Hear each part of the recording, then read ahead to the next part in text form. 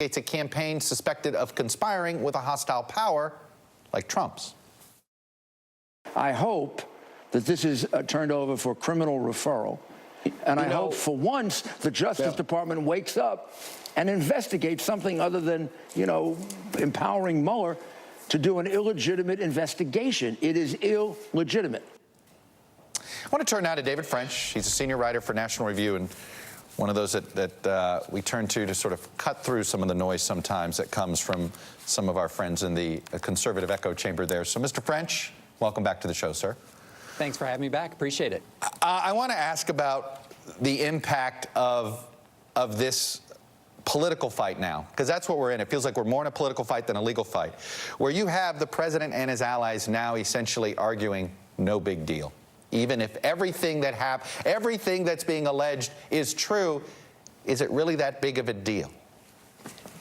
Yeah, I mean, this is the part that's starting to be truly, well, it's continuing to be truly disingenuous. Anyone who looks at this issue with any level of seriousness knows for a fact that it is a problem to receive Oppo research from a hostile foreign power.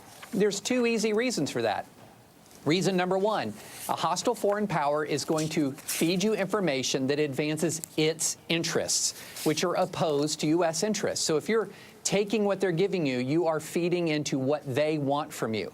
The second thing is, the vast majority of Americans don't share the view that it's totally okay to take intel from hostile foreign powers to use in a presidential campaign. So if you do receive information from that power, what they then have over you is information and knowledge that could compromise you.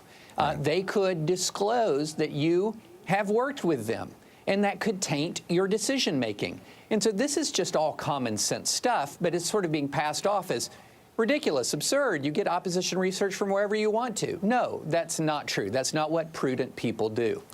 Well, yes, okay, I think we agree. Common sense, but as you know, it is amazing how the large percentage of folks in this country, right? We're not talking about a small fringe, a large percentage of folks here that are believing that there's been just an amazing number of coincidences. Well, and what's really disingenuous about it is that the president, by his actions, is feeding the conspiracy theory right in a way that I think is extremely deceptive and extremely dangerous. And here's what I mean. The president is doing what the president is doing is essentially casting himself as the victim of a deep state when he's in fact in charge of the Department of Justice. And he can declassify what he wants to declassify. He can order disclosed what he wants ordered disclosed. But instead what he's doing is people are saying to him, Mr. President, this would endanger national security if it's disclosed. He's not disclosing it, and then using the fact that it's not being disclosed as somehow evidence of a conspiracy against him. It's ridiculous. It is amazing, and we would be laughing at this if Putin were trying to pull the wool over our eyes using RT doing something like this, right? We would all collectively be saying, this is whataboutism and all of this stuff on its head. But David, I would argue it's effective right now.